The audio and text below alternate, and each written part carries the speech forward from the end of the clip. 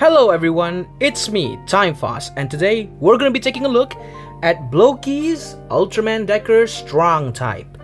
Now, previously I reviewed the Ultraman the next Blokees, and that figure pretty much, well, improved on a lot of things that Blokees had issues back in the day. Now let's go back in the past and review Ultraman Decker, which is from an earlier line of Blokees. Now if you're wondering what volume this figure is from the Blokees line, this is from number 7, volume 7, and the next comes in from volume 12. So it's not that far of a distance if you count by numbers, but it's a very long distance if you count from months, which is basically you can see the improvements that Blokees did with their lines going forward. Let's review Decker proper. Now, Strong Type in the series is really much captured in this figure, I guess. Well, the printing here, well, just like any other Blokees figure, is a bit okay. I feel like if you scratch it enough, it will just fade away, but the armor bits on the shoulder and the legs are pretty cool, especially on the leg, it's actually clipped on. And given that Decker is asymmetrical, it's a very unique design. And I can definitely see someone willing to buy 2 of these to make a symmetrical version, because yes, that is possible.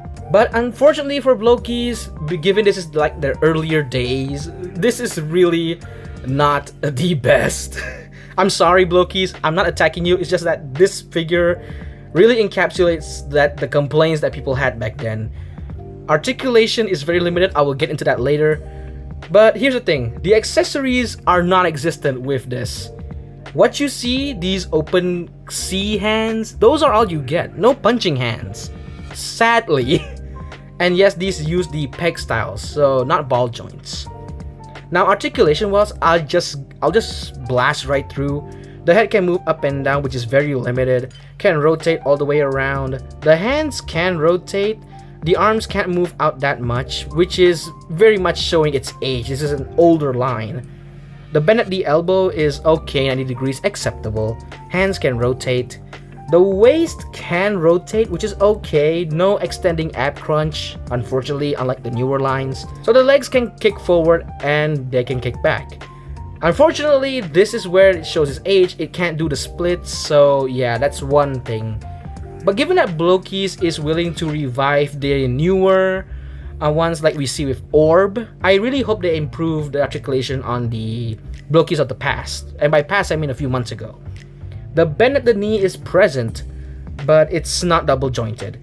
The feet can move up and down, rotate, and well, swivel. So, action poses on Decker Strong Type is not the strongest, ironically. You do get an action base, which is great, but it's still limited due to the posing options you get. So yeah, this is also not helping it that much.